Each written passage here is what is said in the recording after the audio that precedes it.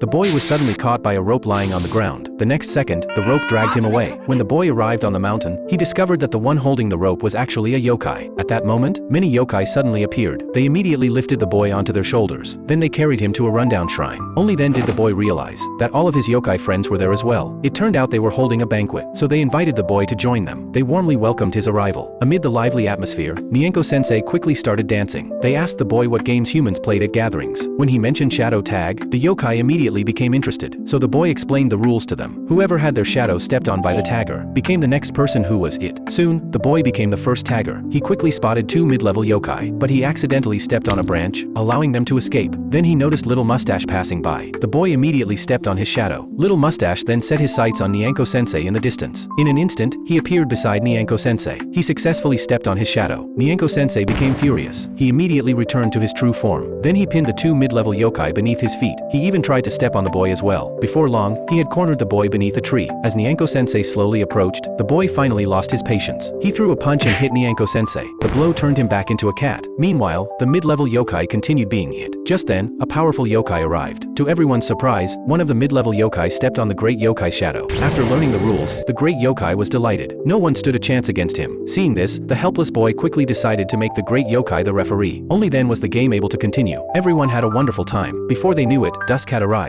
Even the yokai were so tired that they lay on the ground. Since no one knew how the game was supposed to end, not even the boy knew. Because he could see yokai, he had been rejected by others ever since he was young. He could only watch everyone play from a distance. Today was the first time he had ever had so much fun. At the yokai's suggestion, Mienko-sensei became the final tagger. Anyone whose shadow he stepped on had to enter the circle. As the great yokai announced the start of the round, everyone scattered in all directions. But while running away, the boy accidentally fell into a hole. Listening to the sounds of everyone playing outside, he couldn't help but drift into his memories. No matter how many times he transferred schools, he always ended up being excluded. Just then, Mienko-sensei found him. He pulled the boy out of the hole. As the boy continued playing with the yokai, he suddenly heard his classmates calling out to him from behind. It turned out they were inviting him to join them. The boy turned around and looked at the yokai. Only then did he realize that he was no longer the lonely person he used to be.